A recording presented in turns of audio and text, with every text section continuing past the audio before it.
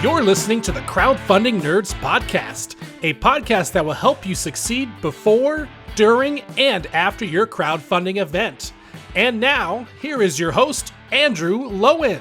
Hey everybody, welcome to Crowdfunding Nerds. I am your host, Andrew Lowen, and joined by sexy Irish Sean, and actually, Richard has changed his name to Nigel, moved to the UK, started a shipping company, and it is Nigel Matthews here with ShipQuest. He's not really Richard.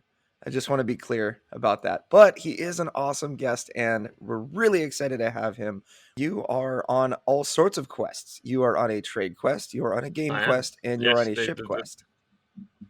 Why don't you turn in your quests? We call it the Quest family. We can't, just bizarre, because we were going to rebrand the True Story, and we've got to call it, because we weren't going to split companies, we're going to call ourselves the Quest family group. But we can't call ourselves a group because we don't have individual companies, we just have divisions. And we were going, but we weren't going to the Quest family. But there we go. There we go. And it's really bad because we were used to be called Celestial Games and Books, bizarrely, and then we had a brand guy come in and he said, like, come up with a name. And I think it was my wife at the time just happened to browse across the games and said, well, what about Quest? And we all went, oh, we like that. And we went with that. Games are brilliant. They conjure all sorts of creativity and inspiration. Yep. But there we go. Yeah, company names are interesting because you're always like, all right, what would be a good name that would appeal to our target market that we'd like, and that's not. And then it really just boils down to what .com is available on GoDaddy. It's like, oh no, that one was that's like $10,000. Forget that. Deliverance.com is like $66,000. To do with the film, isn't it? I would forget imagine. it. Yeah. Well, cool. Yeah. So on this episode, we're going to talk all about shipping as much as we can possibly fit in. Because it's a very exciting subject, Andrew, and people love to hear about it. Everyone always complains about fulfillment and shipping, but I actually will probably also complain in about 6 months or so. It's a difficult process, a really challenging process to navigate. There are so many pitfalls where you can lose a ton of money. You can turn what you think is a very profitable Kickstarter into something that extends your credit line. It causes you to fall further into debt. And a lot of that can be done through shipping or mismanagement of this fulfillment process. And thankfully, we are joined here by Nigel, who is an expert in this area and manages international fulfillment for a lot of companies. And their company's name, GamesQuest, is how I knew them originally. But ShipQuest is a division that they've started. And I guess GamesQuest is probably like the big kind of parent brand, and that's why a lot of people know it. But you've been doing this for a decent amount of time. Actually, from what I remember, a little longer than Quartermaster Logistics, right? A lot longer, actually. We've been doing it for 7 years. In fact, QML came along a couple of years after us. And funny story, while we were looking for a US partner, because we have a lot of US publishers, and obviously publishers going back the other way. And we spoke to a lot of people in the industry. And finally, we bumped into Jerry and at Essen, actually, and sat down with them because we were looking for a partner that had a similar way of doing things to us, and understood that market. Because why people, I think, find it so difficult is because they don't work with the right partner. And that's a shameless plug, and I'd be openly to do that. But the way that we model ourselves, we plug ourselves all the time. Oh no, right? By my marketing services, absolutely. And I call myself, what do I call myself? And the reason we moved away from GamesQuest, and finally ShipQuest is far bigger now than GamesQuest ever was, really, in terms of its growth. But we wanted to distinguish, because people would go, give GamesQuest, which is our retail division, would get maybe a negative feedback or vice versa from one customer, and we go, well, actually, GamesQuest is not about the fulfillment; that's about the retail. You complain about the retail, or somebody's complaining on our retail site about the fulfillment. So we kind of went, well, we need to rebrand, we need to separate them out, which is why we came up, obviously, with the name ShipQuest, which was because ShipQuest.co.uk was also not taken, which helped, and it didn't cost me a fortune to take that. Anyway, but that's kind of where it was, and it's very interesting in terms of the way Quartermaster have done it, which is similar to ourselves, which is why we work very well together. Is that kind of project management approach? Because people go, well, you just do shipping. Well, actually, we do more than that. We're a Kickstarter project logistics partner, and we emphasize the word partner because for us, the same thing with QML is we are not revenue driven, we're parcel driven. we make the margins based on a flat fee per parcel. So when I charge somebody 20 quid or 30 quid or fiver, I make the same margin. So therefore, we are backer driven, parcel driven. So by partnering with people and helping along, I think we were talking to somebody earlier on, and I think we've done about 3,000 to 4,000 actual projects, and we have a lot of repeat customers. So we've listened to how they've done things. We've listened to what they've done or what's working and what's not working. So we can add value to that whole chain, if you like, from before they even launch a Kickstarter to when we deliver it and beyond, in terms of what maybe works or what doesn't work, because Kickstarter, as you know, has evolved. You can't Yeah. you cannot throw a game up there, think it's a good idea for that to work. That doesn't happen anymore, So But Frosthaven, though, kidding, right? That was not just a fly by night accident. sorry. They earned that Oh, right. yeah, exactly. But they've earned that, right? Because actually they defined the size of a good game. Saying that, and I make this analogy: the lucky duck dice. I don't know if you saw the lucky duck dice, Mhm. and quirky, really cool things like that, which I would have thought, yeah, right. And let's put a little yellow duck inside some dice and let's sell that. What a great idea! Yeah, right. 7,000 people thought it was a brilliant idea, and that didn't take a lot of marketing. That didn't take a lot of anything else. It just grew organically by itself. Yep. There's a smaller percentage of that happens these days. Mhm. You've really got to what I like to say, plan to succeed, not plan to fail. And there are so many different Right. moving components, isn't there? From Mhm. design to marketing to launching to yeah. Yep. And that's what good Yeah, companies like me and QML do. But it's so interesting because a lot of the time, we work with a variety of clients with a variety of different levels of experience. A lot of the time, we'll work with first time clients, people who have done, let's say, maybe a handful of games. And then also a third group would be very, very experienced people that we should probably be shining their shoes because they're that seasoned in the industry. oh Right. yeah, And so the people who are, it's their very first project, often treat a game like it's their baby. It's their passion project. It's the thing they've worked on for too long. Kind of talking about myself here in some ways, but they have a lot harder time accepting that it could possibly just be moderately successful, or or maybe fail. it won't fund, or yeah, maybe it'll fail, But right? that's the reality, though, isn't it, Andrew? You look at Kickstarter. Just it's a reality check. I'll say this: but look Mhm. at what's on Kickstarter, and it's a graveyard of failed projects. There's more failing projects Yep. on Kickstarter than there are ones succeeded. Yeah, absolutely. And another thing about the ones who succeeded, I was just talking to a friend of mine who launched a successful project on Kickstarter called Dungeons of Infinity. They just got acquired by a company called Sky Kingdom Games, and they had a really great game. It was a great game. They funded it was like their goal is like $40,000, and they funded something like $42,000. It was a real kind of a miracle, if you will. At the very end, they were like 90%, are we going to do it? And they did, and they're like, yay. Well, that project lost quite a lot of money, and it was a passion project, but the fulfillment and the replacing of parts for a month straight and everything that had to be done made that project quite taxing. The success that they had in the moment after they funded their Kickstarter was probably like, a mosquito bite compared to, the train wreck of what happened after that, right? It's one of those things that, and I'm not saying that it was a failure because I don't think it was. They ended up selling out all their copies of the game really quickly, and they got picked up by a bigger publisher who's going to kind of take it again to Kickstarter, and they'll probably make some good money. But the thing is, they didn't do that on their first time around. They actually lost money on their first time around, and they worked to build kind of a brand and a following and prove that game is good and all of that. Yeah, I always kind of ask people when before we even launch in terms of Kickstarter, in terms of what are their expectations? What is their go to market strategy? Is it just to do a Kickstarter? And do you know what, Andrew? There is nothing wrong with that in the slightest. If you just want to get your name out there, get your game out there, and that's it, and just do Kickstarter, that's absolutely fine. If you are looking to go to market afterwards and you're ambitious and you want to run your own publishing company and that you feel that this is going to be your starting block, then you need to have and devise a go to market strategy for after your Kickstarter, because that actually then reflects in terms of what you're going to manufacture, how much you're going to manufacture, where you're going to get it manufactured, and what you're going to put in a box, there are other permutations to consider, and that way you can't afford to lose money. If Yep. if that is your goal, and yes, you can use it to raise awareness of your company, your brand, and to get your name out there.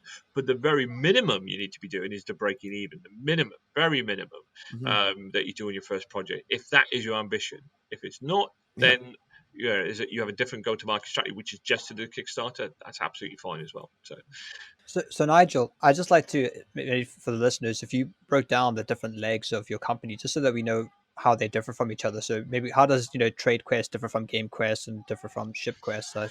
Breaking that down for our listeners, I think would be helpful. Yeah, no, absolutely. So the journey starts with ShipQuest, really, and understanding and helping people with their Kickstarter projects, with the logistics being at the center of it. So we can work with people to create a logistic strategy for their game, and that could be depend on the weight of where they're manufacturing. That could be localized worldwide shipping, or that could be centralized shipping from a central or one or two hubs, depending on the tax implications. Normally, at the minute, it's like 3 hubs as a minimum, really. So that journey kind of starts there. But we offer what we call our turnkey solution, which is basically where can we help you after that market. So TradeQuest we set up pre-COVID, just before COVID. Yeah, how many people have said that? Great stuff. But we launched it a few months before, and it got established. It's called TradeQuest, and that is our distribution division to do that. And we only work exclusively with our fulfillment partners. We won't take to market anybody that's not using our fulfillment brand, and that is to sell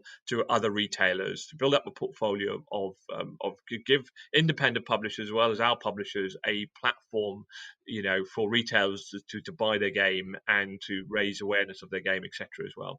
And more importantly, we wanted to be a little bit different from your traditional. We can't compete with the Asmodees of the world and that sort of stuff. It's not our intention. Our intention is to give people a platform, and our motto is play to sell. Our motto is we won't send a stock list out to people. It'll be proper stuff on the website, which is tradecost.co.uk, but you see that you have a proper POS on there, proper imagery and that sort of stuff, that people can see what it is they're buying, to give retailers that platform to buy. And it is a very good platform. There's no two ways about that.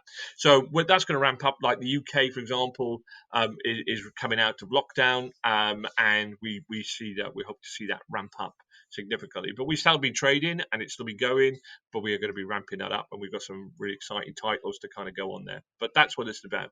Games Quest is about retail. Games Quest is about going to shows, and you say about retail being a big company. Well, actually, retail now is there to also support that fulfillment section. So, for example, we've got UK Expo coming up, which is going to happen, which is great news for the community, great news for the industry. And we've booked a publishing village there, so we've hired a lot of demonstrators, and we will take we pay for the stand, and we'll sell each little component, like a couple of tables plus the cost of the demonstrators, and we'll take their stock. Rather than the retailer, the publisher flying over to America with his staff, we can hire the staff and manage them for them. They have to pay for their space in that publisher village, and then the Games Quest will sell their stock at a agreed kind of cut in order to do that. And then also getting their stock onto our website, and onto marketplaces. So that completes that division. TradeQuest sells only to the trade, and then retail, Games Quest will only sell to the consumer in terms of doing that. So it all supports our publishers in that fulfillment section, because the fulfillment business is now 5 times bigger than our retail division by a long way. Through your company, to have access to shows like UK Games Expo and Essen by itself, I mean, that's fantastic. To have to say, yeah, here, take a cut of my game, and you fly everyone over to Germany, or you go to the UK don't forget my games, and make sure to Oh, wrap everything up, put it on pallets, and absolutely. Yeah, we did it bizarrely. Essen is fantastic because Essen's a real buyer's show, completely different to Gen Con in its the psychology of it all and stuff. And I laugh and a joke that I love Gen Con because Gen Con is a celebration of board gaming, and Essen is like, yeah, come and buy your game, go away. Yeah. buy your game, get your wallet stolen, and I could be a bit more sweary than that, but it literally is just almost literally buy your game, go away. have some good Oh, able skeevers or well, something. you see people coming out in their best of trolleys. Well, I mean, Gen Con, I love Gen Con. I mean, it's celebrated book.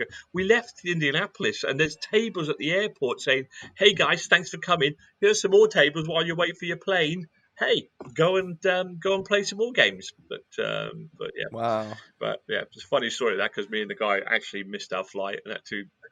We did generally. We missed it by like 5 minutes because we were playing. We were playing when they launched the new game by Richard Garfield. Was it that card magic game? Oh, yeah. It's the one that doesn't have resources. The That's one that right. doesn't have mana. Yeah, that's right. It's like you can only play one card of a certain That's color. it. Yeah, or your yeah. preset deck. That's it. Can't remember what it's called. Now it's gone out of my head. But anyway, I didn't enjoy it. But yeah, we were playing that brand new, and it was like, oh, we got to get a flight. And luckily, they managed to divert us to Detroit and then out. But yeah, and all because Indianapolis put blinking gaming tables at the airport. Bless them.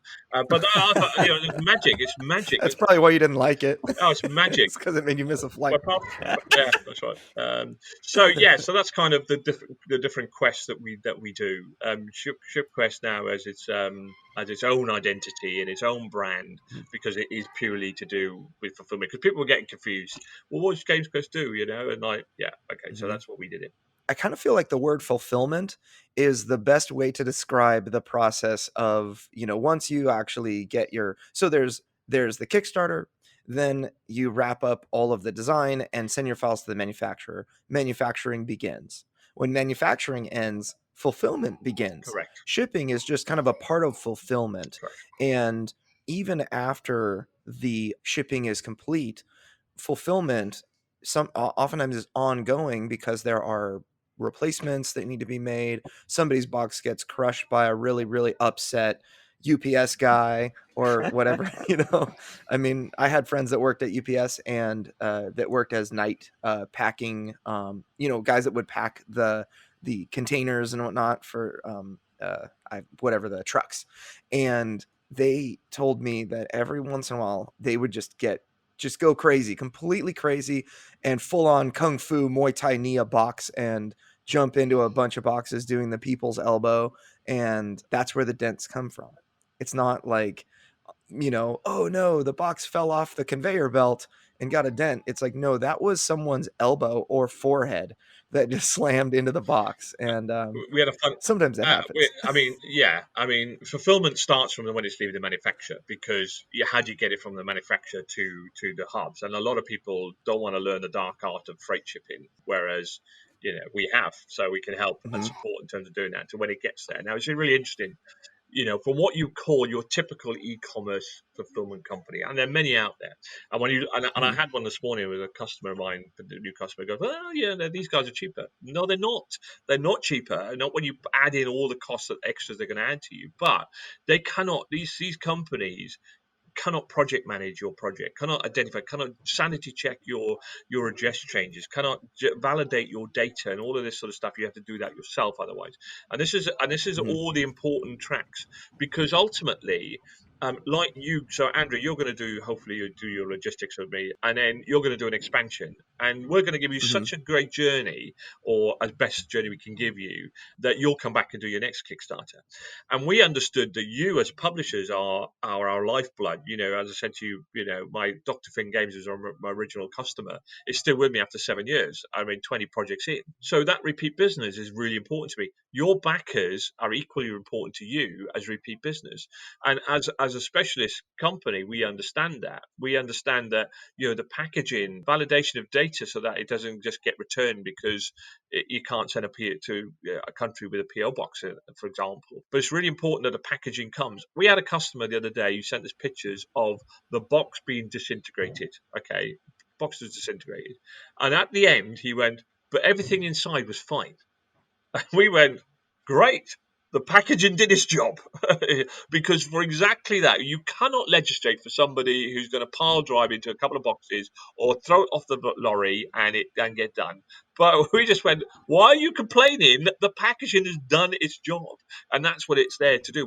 Sometimes when we get up there, we have a mezzanine, and we literally package something and throw it off the mezzanine to stress test it. We do, and we send pictures of the That's packaging. smart. We send pictures of the packaging to our customers. Say, are you okay with that? Is that what you want? Is that what you want?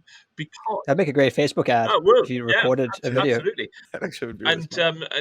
and the reason for that is that because your backers, and when we first started, our damages were like 1.5, and we've got better and better over the years. I think it's like less than 0.5% now in terms of damages, and because then your backers have a good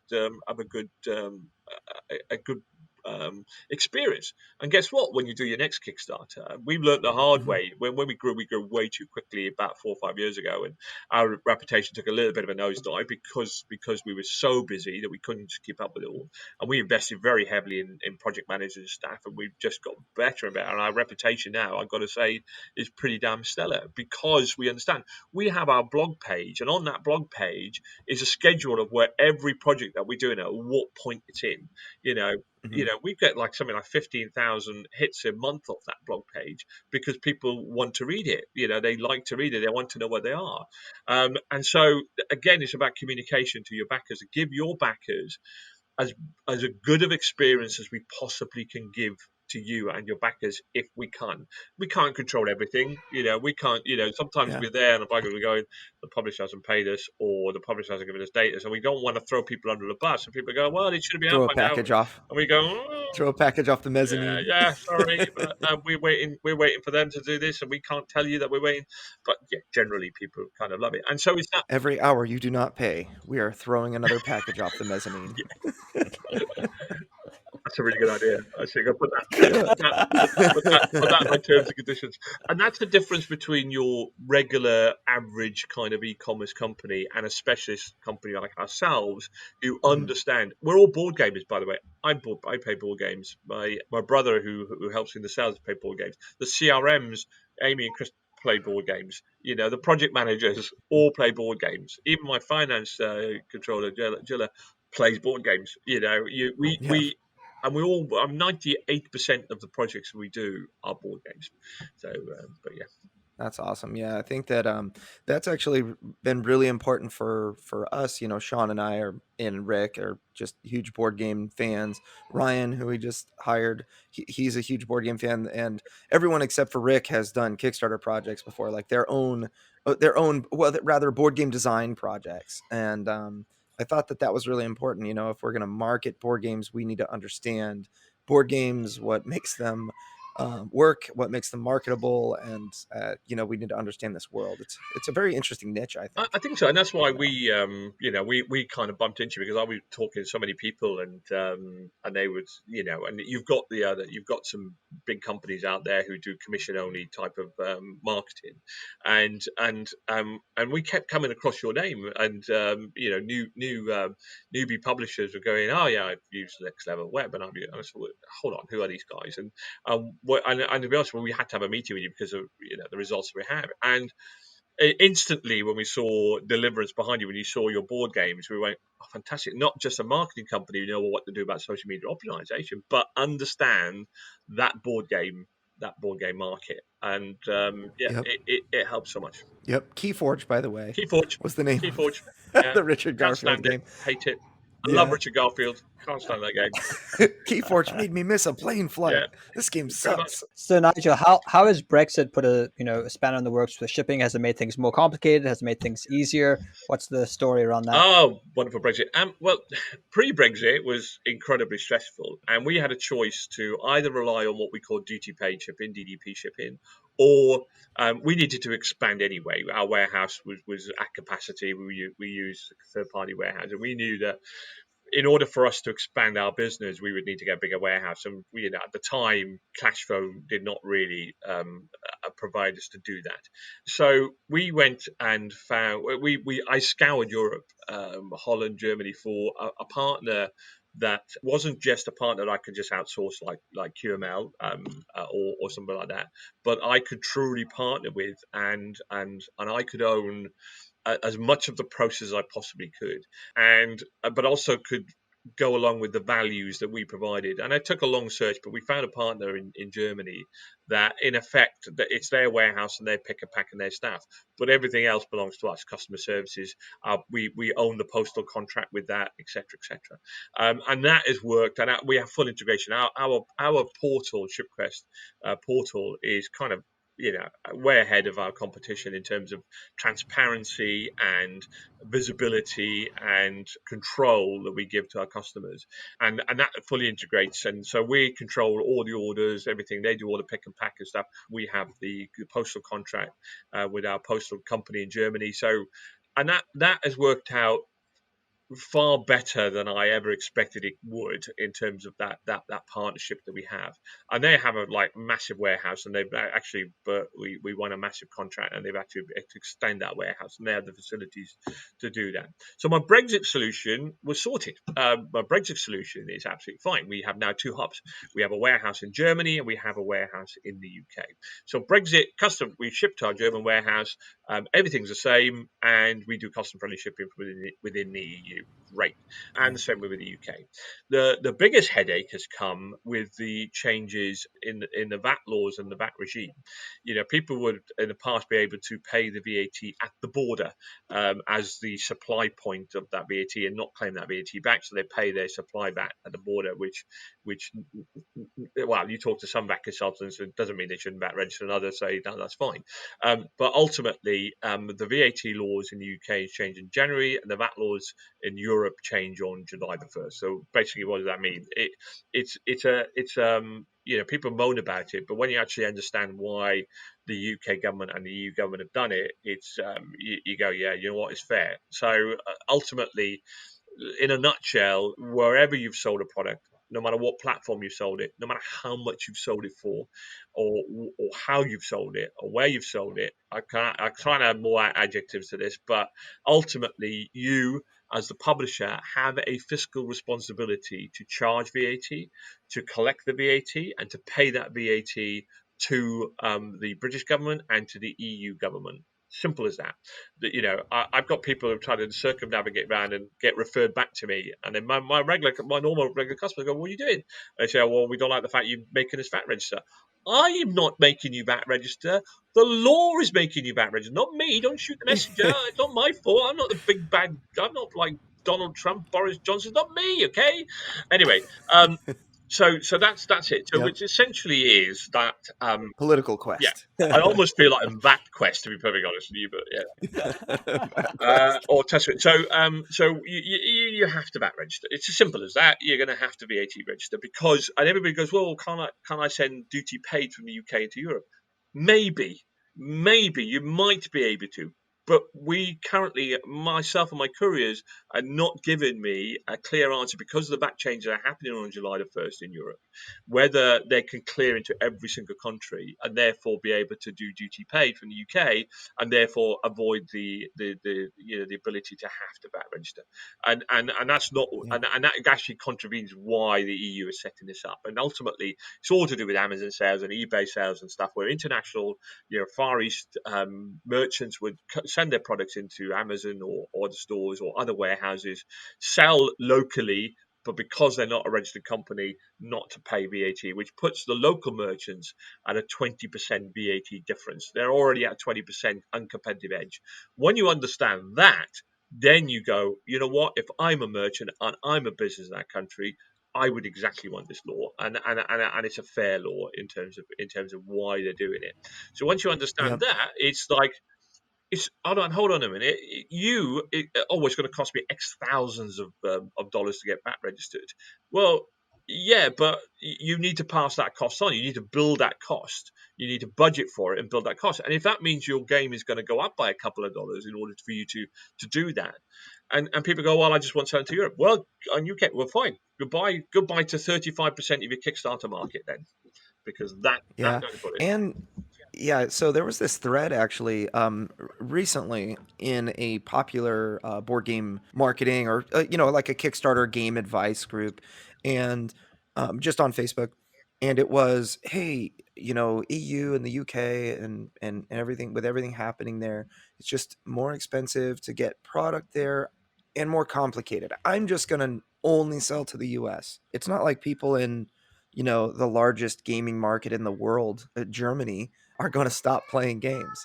They might stop getting some of the American publishers that don't want to grow. But I just feel like, as an international, I mean, board gaming is an international pastime, that I kind of feel, and I mean, markets like Germany, and for me, Deliverance is a very text heavy game, so it's got a lot of English in, on all the cards and everything like that. The EU English is like practically the first language there now. I mean, it's the business language of the EU, and a lot of people know it. And especially Germany. Germans are better English speakers than I am, So, by far. so it's interesting, It's and I embarrassing. do share this, that the German board game market, if you were to sell 1,000 games, say One Night Werewolf in the UK, and I ask this question frequently, how many do you think you'd sell in Germany if it was in a German language? And people typically go, oh, about the same, 500, maybe whatever. And they fall off the seats when I say, well, try 10,000. Try 10,000 games if it was in German language. Now, if you go onto Yep. Bigger Cake, which is a great Kickstarter scrape software, and look at The Witcher, which launched on the 25th of May. It's been 2 days. It's got somewhere in the region of 27,000 backers right now. And when you look at the community, it shows you where it is now. They have multiple languages. They have multiple language in terms of their Kickstarter. They currently have, I think, in terms of demographics, about 40% US, and then the next biggest country is Germany. Germany's got about 3,500 backers. UK's got about 3,000. France has got about 2,500, and the French market is also huge. If it's published in France or with a French publisher, board games are about 6 or 7 times bigger in France than they are in the UK. And everybody looks at this Kickstarter demographics. I think the UK is the biggest market in Europe. It's not. It's the third biggest market after Germany and France. If you can do a German version or German language of your game. So yes, you do get a lot of backers. You get about the same amount of backers in Germany as you would in the UK, but you're only penetrating maybe 20% of that German market by only having it in English. So yeah, it's still strong, and yes, it's still played. But when we go to Essen as a retailer, we get people from all around Europe, overjoyed that we have an English reseller at Essen. So that's kind of where you're kind of at in a minute. The German, ignore that market at your loss, not at your peril, because what you've never had, you don't miss. But the potential of that marketplace, if you can do it right and do it well, is a big market. And just don't take my word for it. Go to Bigger Cake if you've not heard of Bigger Cake before. Bigger Cake is an amazing bit of a software platform. I'm there right now. Yeah. It's really actually shocking, because so Bigger Cake, and now when we pull demographic data, so location data, a lot of the time it's hidden, or for one reason or another, unable to be picked up. So you're not going to get 100% No. of the data. But the United States is listing 27.7% of all the backers in The Witcher are from the United States, and 11.47% of those backers are from Germany.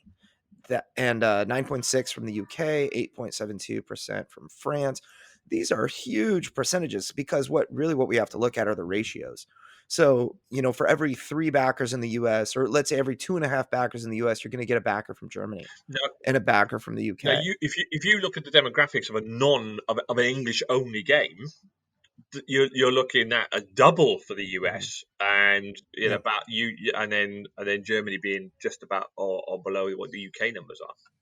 So it just goes to prove the power of multi-language games. If you depends on the game. If you've got a very, very text-heavy game, then the cost of translation is obviously something that you would need to factor out. But yeah, that's fantastic. So Nigel, when it comes to shipping, what are maybe the top 3 things that people need to be thinking about before they go to Kickstarter? Number 1, talk to me. Okay, 100% talk to me. Number 2, listen to me. And number 3, do as I tell you. Okay. No, it's Actually, I want to mention something about this because this is so important. A lot of the time, especially people that are newer into the whole Kickstarter game, because it itself is a game. You're playing with real money and you're playing with the knowledge that you have, which is not much. You're, as a mentor of mine would say, wet behind the ears. You don't really know what you don't know. And the first Kickstarter project, a lot of the time that it loses crazy amounts of money is because you didn't have anybody to tell you not to do this, or, hey, don't forget you have a freight expense, or, oh, don't forget you have a VAT registration expense, or don't forget if you split a shipment, it's going to cost you more, to go here and there than just one place. And so many other things that are just could nickel and dime you, going X Works versus FOB shipping from a manufacturer. I saved $500 because you told me, by the way, make sure you don't get X Works, get FOB shipping. Just a simple thing in passing that saved me money. I guarantee you, by working with you, I would save more money than by not. If you're listening to this and you're a first-time creator and you're thinking, oh, I need to go to Kickstarter and make $1 million with my great idea, or, maybe, more realistically, I need to build up and get my name out there and start, or maybe just see this project come to life. It is so valuable to have a partner who has wisdom in areas that you don't, and experience in areas that you don't. And what Nigel's talking about, just being a partner. My experience with their company, because I do have personal experience with them, I'll be signing that contract here pretty soon, is that their experience is invaluable and you need it. You know what? In all seriousness, Sean, yeah, talk to me or somebody like me. If you don't like me because I'm British or I'm Welsh, or I've got red You're headphones, probably a Bond villain. or yeah, that's right, or he has a mezzanine. I, It's part of an evil lair. or because I throw boxes off a mezzanine. There are so many moving parts, and I say to people, and luckily through the way we've restructured to try to talk to as many people pre-launch as we can, is because the first thing I say is we got to. Particularly in this world of COVID, where surcharges are ridiculous. I used to be able to ship cheaper to America than my own country. Now with COVID surcharges, because of the lack of passenger airlines flying, that's kind of go to the roof. So having and I just got off the phone just before now, and I was talking to a company who launch in 2 weeks, and they were going to ship everything from the US. And they went, "Oh my God, it's going to cost $55 to send that. We need that." And then we talked, and the first thing I said to them was, "Well, what's the weight of your game?" Then we could talk to them about your logistics strategy, because your strategy is how big is your weighing, what you're going to weigh, where you're getting manufactured, and from that would stem so much. So your first thing you have to do, whether it's with me or anybody else, is work out your logistics strategy, because shipping from one location is a non-starter these days unless it's a very lightweight package. So understanding what your strategy is means that the decisions you make all the way down the line is do that. One thing I will say, do not subsidize your shipping. Do not offer free shipping worldwide. Whatever you do, the amount of people have come to me, almost in tears because they've gone free worldwide shipping, and that's the worst possible thing you could do for so many reasons. A, because you've then put the margin into your game, which means that you're going to struggle going to retail because you've overinflated the price of the game. You don't want to ever sell more than you've sold on Kickstarter, number one. Number two, you're just subsidizing far-flung places with cheaper shipping and penalizing the countries where your biggest demographics are, US, Germany, Europe, and you're penalizing where your main backers are going to come from. And it's not about not subsidizing, but certainly that was your biggest note about anybody to do that. And I had a customer the other day, and when I looked at his shipping template, he was like, no. Luckily, he listened to me. Luckily, he's not doing free shipping, and he understood why those reasons are. And I suppose I can't tell you what the best three things are to look at, other than obviously talking to me, is because it all stems from your logistics strategy. Because a lot of people take shipping for granted. They take shipping as a necessary evil that they have to charge their customers. Don't look at it like that. Look at it as an opportunity. And if you can create a really good strategy and understand the pros and cons of localized shipping and what the benefits are, then actually you can target in and support your backers in those regions with more cost-effective shipping. So I try to take people's mindset away from necessary evil to an opportunity. Shipping is there. You can't escape it. It's got to be done.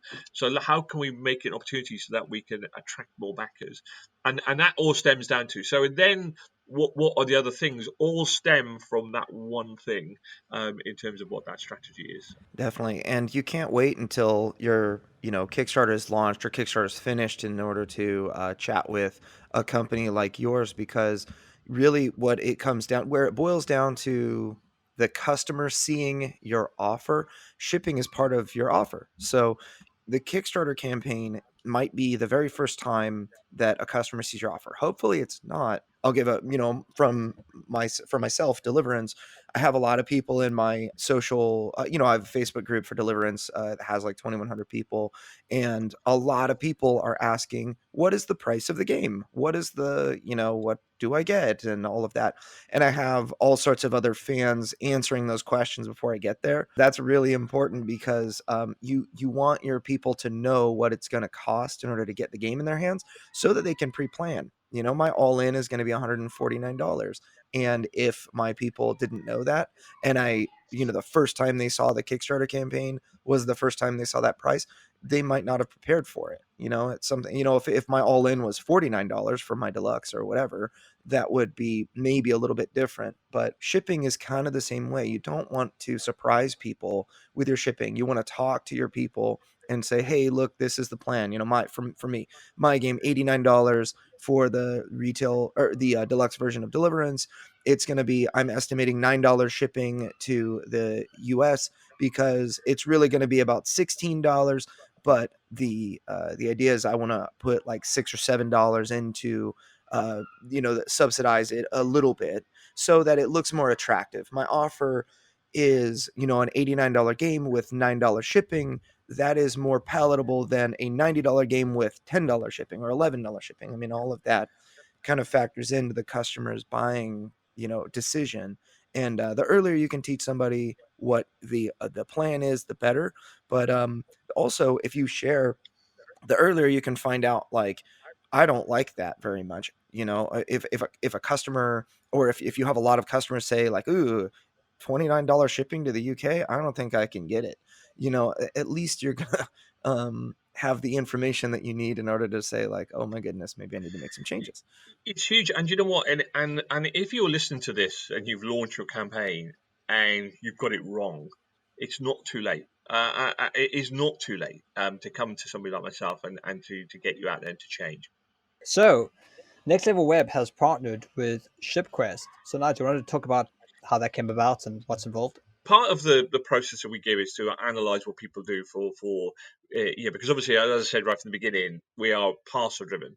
So whatever we can do to advise and guide people in terms of how to get more backers. Organic growth is obviously really important. Getting your content out there, getting people involved in your project, because listen, I've learned from the hard way. I did a Kickstarter with a friend, and we got involved in a very large marketing company. We paid an influencer a ton of money, a ton. I mean, like $10,000, the sort of budget you talked about. We didn't get one conversion from it. So I know what I'm talking about when I've kind of been there. And your golden nuggets, the biggest sense of conversion that we've got, and that's been matched out by other people, is the people that are on your Kickstarter notification page and your mailing list. Those are the two big conversions. So when people say to you, hey, this YouTuber loves your game and they've got 200,000 followers, right? You'll get, if you have 1,000 mail subscribers, you will get much more, 10 times the amount of conversion you'll get from those 200,000 people that are on that YouTube channel. So we try to educate people to say your slope of success is really important. So marketing is really important, and it starts with organic growth. It starts with, getting people to buy into your story. And I say to people, as soon as you get off the phone and you've talked to me and you've talked to a fulfillment company, post it on your social media, post it on your Facebook, get people involved in your story, in your timeline, all the way down through the line. I spoke to one guy a couple of days ago, and he's done it. He's got like, I couldn't believe it. He's got nearly 3,000 followers, all through organic, and he doesn't think he's doing very well. I was like, oh my God, you add some paid advertising on this, you're going to storm it. So So the fact is that's first of all. Now we've seen how other people we used BackerKit and there's other companies out there that offer a social media Kickstarter campaign when your Kickstarter's live in order for you to get referrals, which they take a percentage of. Now small publishers who put a budget into that, and there is some control measures in there. I get that, but they'll never know what the return. They can't afford to have a return on investment of 3 to 1. They just can't afford to do that. They're going to lose money hand over fist. And yet Right. we know because we've experienced, we've talked to lots of other publishers, we know that social media optimization and Facebook advertising has certainly in the short term and I think now for the long term because of the way COVID has affected people has changed the way that you can get people to sign up. It used to be you're going to go to Gen Con, you're going to go to Origins, you're going to go to shows, you're going to go to PAX, you're going to sit there at a table all weekend, you're going to tell people about your game, you're going to play it, and you'll get lists, people subscribing to you, and that's was your traditional way of doing it. But Facebook advertising and media, in my opinion, has changed that. So when we went to the market and we were recommending these people, and then we started to come across you guys, and then we talked to you about offering this flat fee, you go, oh, hold on a minute. Now, if that was me personally, and I had my time again, and I could go, what's if I have to spend this market money, and I know I want to because my market strategy is to go to retail afterwards. So I need a bigger campaign. I need a really good return on investment that I can guarantee, and that's where we felt that somebody like yourself, who doesn't work on a commission basis but works on a flat fee, will give publishers, particularly smaller publishers, a far greater return on investment on their advertiser spend. It is what you call a necessary evil. I don't look at it as a necessary evil. I look at it as an opportunity, an avenue to opportunity that people need to do. So when we looked at your model and when we looked at your ethics and your culture and your passion for board games, we felt as a company that we could recommend and partner with you to recommend, particularly as we are speaking to a lot of newbie customers, that you could provide a better level of service for people to get a sound return on investment and not sink a load of money and a flick of a coin in terms of other mediums. And that's not to say that these other companies can't produce the goods, but it's at a higher level investment, a higher level of cost in terms of doing that. So we felt that based on what we were hearing from independent new publishers that were trying to set up.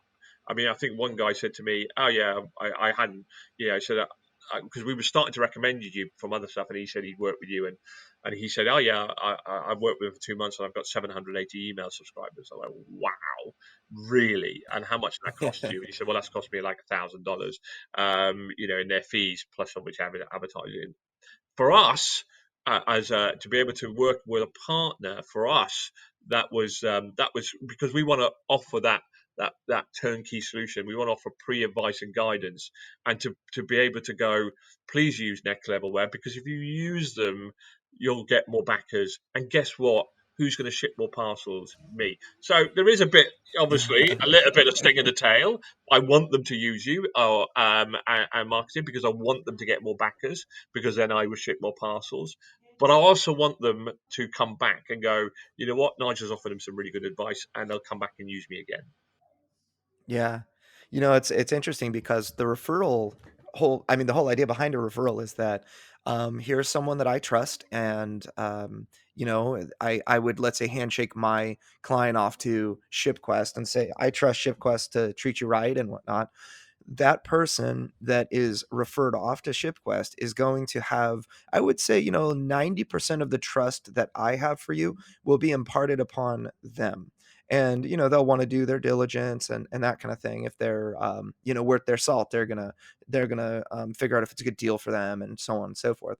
But 90% of that trust is going to be extended. Now, if for whatever reason it goes really poorly, and they get wounded from my referral, then that not only, of course, would hurt the person who I referred, but it would hurt me Yes.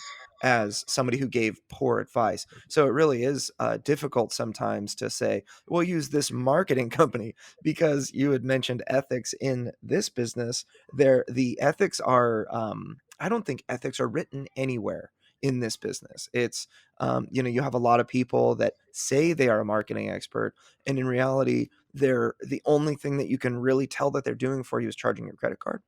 And it tends to be very dangerous. You're results driven. You are a results driven company. You have to produce results, because if you don't produce the results, then you won't get any recommendations, and recommendations in this industry are absolutely crucial. And it's interesting. I had to do a speech the other day about I was giving a story about my company to a local business group, and about how we've grown and how we've succeeded. And one of the things I talked about, well, what makes a successful company? What makes a successful company? Well, if you talk to layman, well, somebody who makes money. Yeah, but what if they made that money through unethical means, through not doing their VAT returns correctly, or through other means, that they actually made a £500,000 profit, but actually they did that unethically and they did that unlawfully? Does that make them a successful company? No. It's like, what is a successful company? Well, a successful company, when I read it and I went, actually, okay, a successful company is somebody who can trade ethically, who does morals, who does it within the laws, and actually, what's the other one, was independent of its owners. And for you guys, that's what ticked my box, is that your love and passion of board games means that your reputation for delivery has to be good. So if y'all have a question, make sure you go to crowdfundingnerds.com/question and ask there. If it is really awesome, we will feature it on a future podcast. Also, if you feel like you have something to add, something of value that our viewers can benefit from, feel free to go there and pitch us on why you should be on this podcast.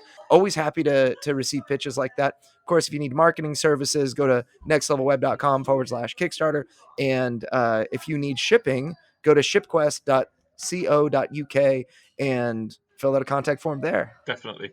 Did I get it right? You did. I hope when Richard listens to this, I hope he's proud. All right. Okay. See you later, nerds. Next time. Nice to speak to you guys. Take care.